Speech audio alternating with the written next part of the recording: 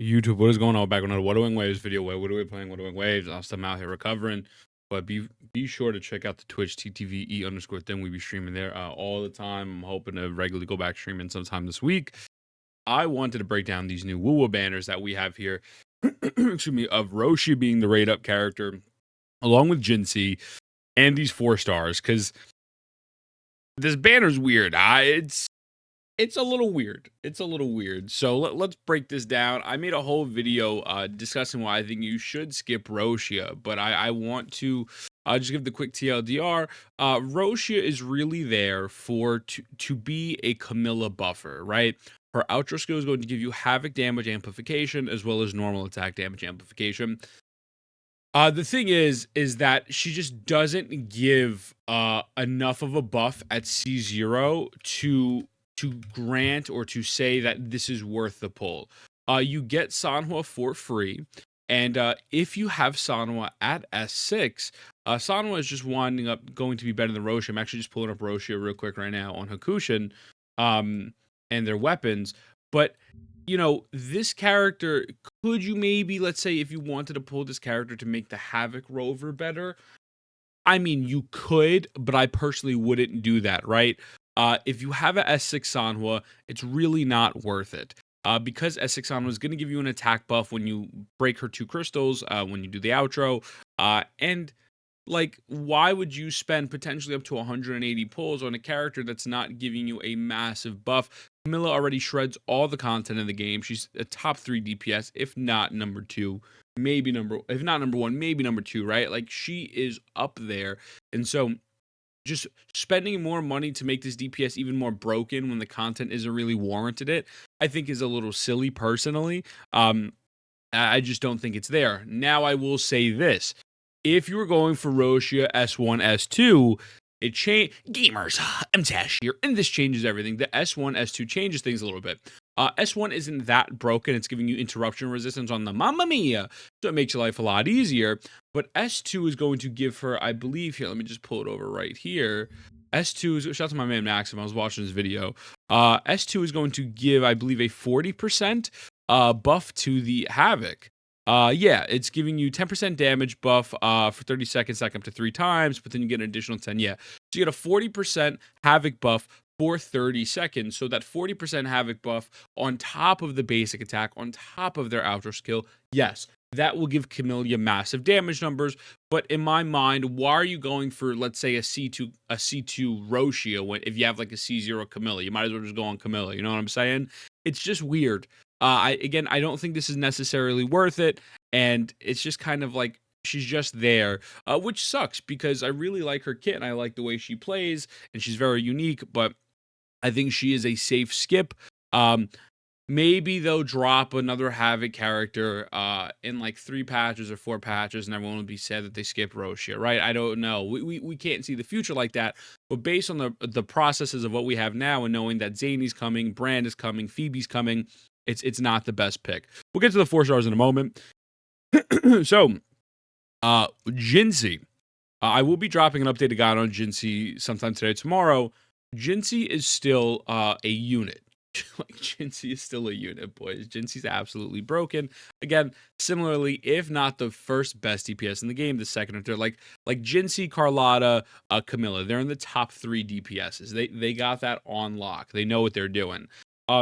Jinhsi's amazing, man. She is super free to play friendly because you get Yanwu for free. You have to complete the original TOA. I think you need to get 20 stars. All you got to do is just invest in your characters, and you will get Yanwu. But her kit does revolve around coordinated attacks to build up her Forte circuit, right? So, but she's very simple to play. It's simply you get your buff with Verena / Shorekeeper. If you're using Yanwu or any coordinated attack person, you really activate your coordinated attacks. That doesn't take really long to do. And then you just normal attack with Jinhsi until your skill is available to use, like the enhanced version. She's super simple, straightforward. She does a crap ton of damage, just free-to-play options. And the thing is, I don't know. Now, this is tinfoil hat theory for a moment. Right now, her best in-slot support is Zhe, which is being used by Carlotta. But again, you could use Yanwu or Yinlin. You could even potentially use Mortefi. I don't really like Mortefi with her, but it's whatever. we don't have a unit that is buffing spectro damage and her resonant skill damage as an outro yet. I don't know if that will ever actually come personally, just because of the fact that it would be a little weird. Like if you're running Jinhsi, a coordinated attacker that does spectro damage, and then like Verena, you're not getting your incandescence as fast. So I don't know, but that's neither here nor there. She potentially doesn't have her best in slot 5-star yet, but even without that, she's busted. You know, you could hit 200,000 plus even with a Yanwu. So would I recommend her? Yeah. I mean, she's a great character. The only annoying thing, and I guess we'll get to weapons in a moment, is that her weapon is a pretty big buff. You could definitely use the Lustrous Razor. I believe that's the broad blade. I mean, you could definitely use that for the double attack buff.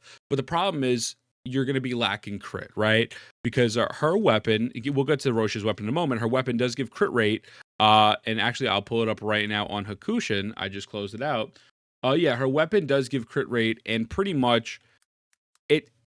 You guys know how it is. If you've been playing the game for a little bit, you know that weapons with crit rate normally have more value because crit rate is harder to come by, and it helps alleviate your stats a little bit, especially if you do not have Shorekeeper. But her weapon is, I'm not going to say it's a must pull, because you do have a free to play option. But I will say, if you want to make this your main DPS and fully invest in her, I would recommend it personally, just because of the buff that it gives, which I will show you right now. I have Hakushin back up. It's my bad, boys. We're working with one arm still. So Ages of Harvest, it's going to give 24 crit rate, which is valid, and then grants 12% attribute damage bonus. Casting intro skill gives the equipper Aegis marking, which grants 24 resonant skill damage.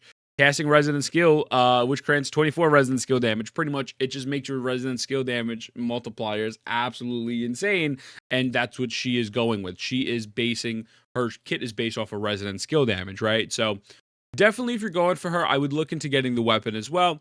It's not 100% needed as long as you get really, really lucky with your echoes, right? Now, going to Roccia's weapon real quick, this is a skip. Sometimes you could say, like, let's say, for example, maybe you're not going for Yinlin, but you can get Yinlin's weapon because, like, oh, like that's pretty good. Like, that's a pretty universally good buff. This really isn't the case. It has crit rate, which is nice, 24.3, but increased attack by 12% every time basic attack or intro skill is cast. Heavy attack bonus is increased by 48%. Now, excuse me, I will say the heavy attack damage bonus is massive. 48% is a lot. However, this isn't really being utilized by anybody in the game currently, and at the moment, we know for sure this isn't leaks. Phoebe is not a rectifier. Excuse me, Phoebe is a rectifier user, and Brand is a sword user. So we know at least the two upcoming characters this won't even apply to, as well, including the previous characters. This really isn't the greatest thing in the world to go for. It really just isn't that universal, and I wouldn't, like, let's say you're like, oh, I'm a Zhang Liao main and I want to get something for him. Like, yeah, you might have a crit rate stack, but I'd rather get echoes and just, wait for something else, right? And so this isn't really helping him that much at all, so I would definitely skip on this as well. Now, the 4 stars on the character banner, I'm going to be honest with you. Yoo-Hoo is buns. Yoo-Hoo is really not good. Now, and people are going to take this and be like, what do you mean? Like, Yoo-Hoo could potentially get to close to the damage of Arena in certain team compositions. Here's my thought process. If I have to do 10 to 12 inputs, because with Yoo-Hoo, you need to do 10 to 12 inputs, mind you have to practice that because it's not very simple. And her kit does have some RNG stuff based to it. RNG like mechanics in her kit. She's not that accessible. Yeah, so while she is a little bit of a healer, although her heals are pretty mid, and she can potentially almost reach Verena's damage buff in some instances, she is just not worth it. So this is a massive skip. I think if you get Yoo-Hoo, don't even worth building. Yanwu, we'll get to Donjon in a moment. Yanwu is a coordinated attack character. Like, Yanwu is an incandescence bot for Jinshi. That's really it. Even when you use Yanwu with Jinshi, I've used level 1 Yanwus with Jinshi and cleared middle tower because he's really just there to throw down his circle and then you get the incandescence. Now, I do know I've been told that you can run Yanwon Rejuvenating Claw as like a healer. I think if it's at C4 or C5, don't correct me. Don't hold me to the constellation. I've never tried it. I personally don't run Yanwu like that, but that is a possibility. So they're not the worst thing in the world. But if you are not running, if you're really not planning on getting Jinhsi, they're really not worth it. Again, that's what I'm saying. This banner is a little weird. And then Donjin. Donjin is a great character. If you like kind of like that Hu Tao style gameplay from Genshin, she pretty much breaks her own health. She takes away her own HP, and when you get her max or forte, she does big damage. She's also a good sub DPS for Havoc Rover, and really not that great for Camilla, but yeah, like she's good. She has fast concerto energy regen, and she's really one of the characters that pretty much like a lot of the hardcore sweats use for challenges. Like solo dungeon runs are very, very, very, very normal. Like they're very normalized, right? So, but in terms of team compositions, really outside of a few couple of team comps, she's really not that great. I love her. She's personally my favorite character of the game because I like that play style. But there's real no synergy here. I mean, she does have that Havoc outro, so if you wanted to run Roccia as a main DPS for whatever reason, I guess like you could do that. But like, who's doing that, right? Unless you're C6ing. So that's my thoughts on the banners, man. Overall, Jinxi's valid. 4 stars are kind of go for Jinxi's Weapon if you want to really lock down her stuff. If not, leave it. And Roccia is a massive skip. That being said, I'll see you in the next one. I love you. Mwah.